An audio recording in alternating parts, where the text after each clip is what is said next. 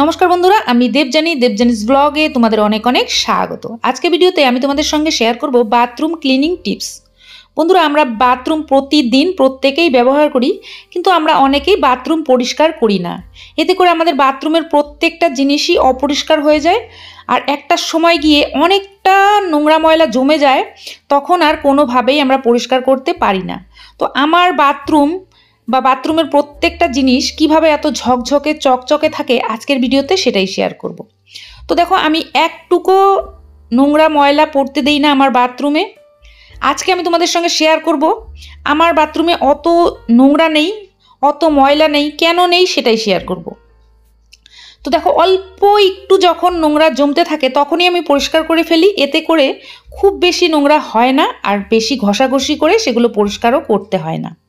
তো দেখতে পাচ্ছ, এই যে আমার বাথরুমটা দেখতে পাচ্ছ, আমি মোটামুটি 2-3 মাস হলো পরিষ্কার করি না। আর এই বাথরুমের যে টাইলস বলো, তারপর এই যে বেসিনের নিচে যে জায়গাটা, এই জায়গাটা একটু পরিষ্কার করতে হবে। সেই জায়গাটা আমি কিভাবে পরিষ্কার করি দেখাবো। এখানে শ্যাওলা পড়ে গেছে, তো এই শ্যাওলাটা আমি তোমাদেরকে না ঘষাঘষি করে উঠিয়ে দেখাবো। কি কি ইউজ করছি সেটাও দেখাবো। আর প্রত্যেকটা জিনিস আমি কোনটা কিভাবে পরিষ্কার করি, পুরো ভিডিওটা দেখো, তাহলে তোমরা বুঝতে পারবে যে আমার বাথরুম কেন এত চকচকে থাকে। তো বন্ধুরা, আমি যেটা ব্যবহার করি, এখানে দেখো অনেক কিছু রয়েছে। এখানে হারপিক বাথরুম ক্লিনার রয়েছে, টয়লেট ক্লিনার রয়েছে, লাল বাথরুম ক্লিনার রয়েছে, এখানে রফ রয়েছে যেটা হচ্ছে টাইলস ক্লিনার। তো অনেক কিছু লাগবে এমন নয়, একটা জিনিস থাকলেই হয়ে যাবে। কি দিয়ে পরিষ্কার করব সেটাই দেখাবো। তো বন্ধুরা দেখো, আমার বাথরুমে কিন্তু নোংরা নেই, কিন্তু আমি 2-3 মাস হলো পরিষ্কার করিনি বলে একটু আয়রন জমে গেছে। কোন জায়গাটায় আয়রন জমেছে দেখো, এই যে লালচে লালচে একটু দেখা যাচ্ছে হালকা হালকা, এটা হচ্ছে ট্যাপের নিচে, আর এই জায়গাটায় একটু আয়রন জমেছে। তো আমি অল্প থাকতেই পরিষ্কার করে নিই, সেই জন্য বেশি নোংরা হয় না। তো আমি কি দিয়ে পরিষ্কার করি সেটা দেখাবো। তো দেখো, এই যে হারপিক বাথরুম ক্লিনার, যেটা রেড হারপিক, সেটা আমি এইভাবে দিয়ে দিই যে জায়গাটায় নোংরা হয়েছে। তারপর একটা হালকা ব্রাশ দিয়ে হালকা করে একটু মেখে দিই। খুব বেশি ঘষাঘষি করতে হয় না। তো আমি দেখো ক্যামেরা নিয়ে করছি, কত জোরে ঘষছি সেটাও বুঝতে পারছো। আমি কিন্তু শুধু লাগিয়ে দিচ্ছি যে জায়গাটায় আয়রন পড়েছে সেই জায়গাটা। পুরো বাথরুম কিন্তু ঘষাঘষির দরকার পড়বে না, কারণ আমার পুরো বাথরুমই পরিষ্কার।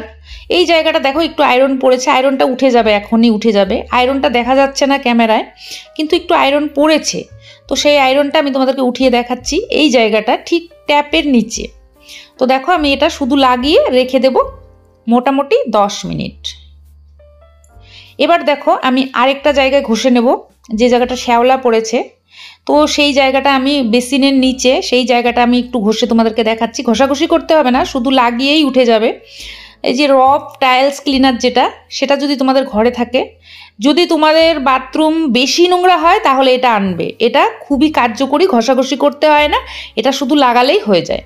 তো তোমাদের বাথরুম যদি বহু পুরনো হয়, কিছুতেই উঠাতে পারছো না, তাহলে এই জিনিসটা ব্যবহার করবে। তো দেখো, এটা রেড কালারের, আমি এখানে হাফ কাপ মতো নিয়ে নিলাম, খুব বেশি দরকার নেই। একটা ব্রাশ নিয়ে নিয়েছি। এটা কিন্তু তোমরা হাত দিয়ে ঘষাঘষি করবে না। যদি হাত দিয়ে ঘষাঘষি করো তাহলে গ্লোভস পরে নেবে। আমি হাত দেবো না, তার জন্য আমি গ্লোভস পরিনি।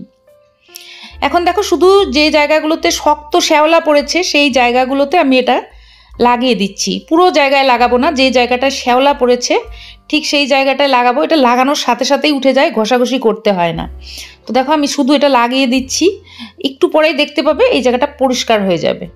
তো বন্ধুরা, খুব বেশি জোরে জোরে ঘষাঘষি করতে হবে না। এই যে দেখো, শুধু লাগিয়ে দিচ্ছি, আর শ্যাওলাগুলো কিন্তু ব্রাশের সঙ্গেই উঠে যাচ্ছে। একদমই ঘষাঘষি করতে হবে না।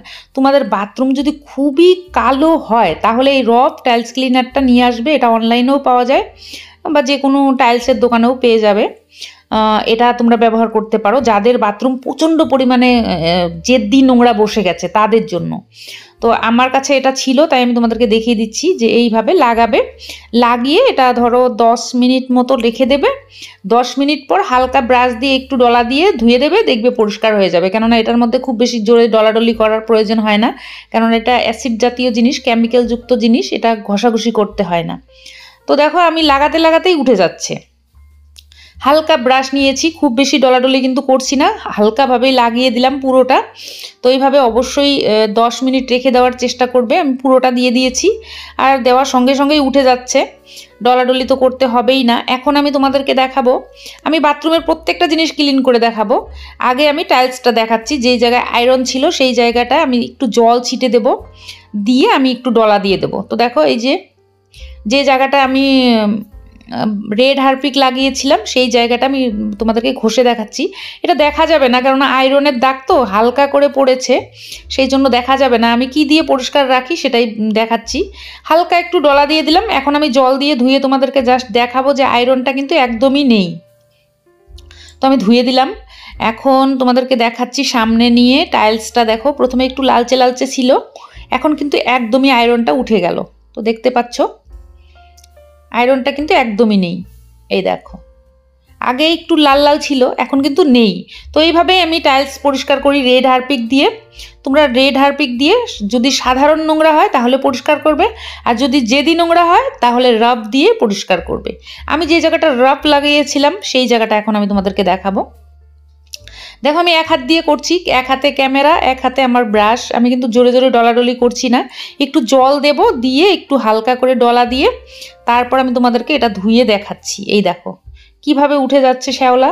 তোমাদের যদি প্রচণ্ড পরিমাণে নোংরা থাকে না, তোমরা এইভাবে পরিষ্কার করে নেবে, খুব সুন্দরভাবে পরিষ্কার হবে। তো দেখো কত সুন্দরভাবে উঠে যাচ্ছে, একটুকু নোংরা নেই, পরিষ্কার হয়ে গেছে একদম। শ্যাওলার কোনো নাম গন্ধ নেই, পরিষ্কার হয়ে গেছে একদম। এখন আমি তোমাদেরকে দেখাবো বেসিন, তারপর হচ্ছে গিজার, এগুলো কিভাবে পরিষ্কার করবে সেটা দেখাচ্ছি।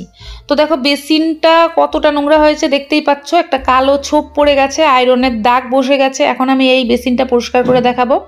তো এই বেসিনটা পরিষ্কার করার জন্য আমি যেটা ব্যবহার করব সেটা হচ্ছে রেড হারপিক। এটা হচ্ছে ধরো 1 থেকে 2 চামচ দিলেই যথেষ্ট, খুব বেশি দিতে হয় না। এখন একটা ব্রাশ নিয়ে নেব, তোমরা হাত দিয়ে ব্রাশ দিয়েও করতে পারো, তবে একটা গ্লোভস পরে নেবে হাত দিয়ে করলে। আমি হাত দিয়ে করি না, তো সেই জন্য আমি একটা ব্রাশ নিয়ে নিয়েছি। তোমরা ছোট ব্রাশও নিতে পারো, আমার ছোট ব্রাশটা হারিয়ে গেছে, আমি বড় ব্রাশ দিয়ে করছি। এটা কিন্তু টয়লেটের ব্রাশ নয়, এটা বেসিনেরই ব্রাশ। টয়লেটের ব্রাশ দিয়ে আমি বেসিন পরিষ্কার করি না, এটা আলাদা ব্রাশ। তো এটা দিয়ে আমি বেসিনটাকে পরিষ্কার করে নিলাম। এখন আমি ধুয়ে ফাইনালি তোমাদেরকে দেখাচ্ছি যে বেসিনটা কত পরিষ্কার হয় এই রেড হারপিক দিয়ে। তো দেখো গ্লেজটা তোমরা দেখে অবাক হয়ে যাবে, একদম নতুন হয়ে যায়। যত পুরনো হোক, তোমাদের যত পুরনো বেসিনই হোক না কেন, তোমরা এই রেড হারপিক, তোমরা এখানে ব্লু হারপিকও ব্যবহার করতে পারো, তবে রেড হারপিক দিয়ে অল্প পরিমাণে লাগে, কত সুন্দরভাবে নতুনের মতো ঝকঝক করছে। দেখতেই পাচ্ছ, আমি কাছ থেকে দেখিয়ে দিচ্ছি কত সুন্দরভাবে পরিষ্কার হলো। এখন যেটা করতে হবে, এই যে আমার গিজারটা, এই গিজারটার মধ্যে প্রচণ্ড নোংরা পড়ে গেছে। এটা এখন পর্যন্ত পরিষ্কার করাই হয় নাই, এটা মোটামুটি 3-4 বছর হয়ে গেছে লাগানো, পরিষ্কার করা হয়নি। তো আজকে আমি পরিষ্কার করে দেখাবো, প্রত্যেকটা জিনিসই পরিষ্কার করছি, এটাও পরিষ্কার করব। তো এটা তোমরা কি দিয়ে পরিষ্কার করবে, এটা তো আর হারপিক দিয়ে পরিষ্কার করলে হবে না, এটা আমি অন্য একটা জিনিস দিয়ে পরিষ্কার করছি। তোমাদেরকে এখন দেখাবো যে এটা কি দিয়ে পরিষ্কার করবে। প্রথমত সুইচটা অফ করে নিয়ে একটা চেয়ার নিয়ে নিয়েছি, যেহেতু এটা উঁচুতে। আর এটা পরিষ্কার করার জন্য আমি 1 পাতা শ্যাম্পু নিয়ে নিয়েছি, একটা স্কচ ব্রাইট নিয়ে নিয়েছি, যেটা আমি একটু ভিজিয়ে নিয়েছি হালকা, আর শ্যাম্পুটা আমি দিয়ে দিচ্ছি। এখন যেটা করতে হবে, এই শ্যাম্পুটা দিয়ে এটাকে ঘষতে হবে। তো দেখো আমি ঘষে নিচ্ছি, কত নোংরা উঠে যাচ্ছে, একদম দেওয়ার সঙ্গে সঙ্গে উঠে যাচ্ছে। এটা কিন্তু একেবারে ঘষাঘষি করতে হবে না, হালকা করে লাগাচ্ছি জাস্ট, এতে করেই একদম নোংরাগুলো কিন্তু উঠে যাচ্ছে। তো এটা ক্যামেরায় অতটা বোঝা যাচ্ছে কিনা জানি না, এর মধ্যে কিন্তু প্রচণ্ড নোংরা পড়েছিল, আর এই নোংরাগুলো কিন্তু এই ব্রাশের সঙ্গে উঠে যাচ্ছে। তো দেখো কতটা নোংরা হয়েছে, তোমরা দেখে হয়তো বুঝতে পারছো। তো এটা অবশ্যই শ্যাম্পু দিয়ে পরিষ্কার করবে, এখানে কোনো কেমিক্যালযুক্ত জিনিস দেবে না, শ্যাম্পু, হালকা শ্যাম্পু। আর এখানে কোনো ধরনের টয়লেট ক্লিনার বা বাথরুম ক্লিনার দেওয়া উচিত নয়। তো এখানে আমি জাস্ট শ্যাম্পু, তোমরা যে কোনো শ্যাম্পু নিতে পারো, তোমরা যেটা ব্যবহার করো সেটাই নিতে পারো, জাস্ট 1 চামচ বা হাফ চামচ নিলেই যথেষ্ট। তো আমি দেখো গিজারটা একদম নতুনের মতো করে ফেলবো। তো এইভাবে তোমরা এই বাথরুমের প্রত্যেকটা জিনিস স্টেপ বাই স্টেপ পরিষ্কার করতে পারবে। আর আমি প্রতিদিন পরিষ্কার করি না, এটা প্রত্যেক দিন হালকা করে ধুই, কিন্তু বাথরুম মোটামুটি 2-3 মাস পর ভালো করে পরিষ্কার করি, এতে করে একদম চকচকে হয়ে যায়। আর যেটা যেটা ব্যবহার করি তোমাদেরকে তো দেখিয়ে দিচ্ছি। আর লেট্রিনের প্যান কি দিয়ে পরিষ্কার করে সেটাও বলবো।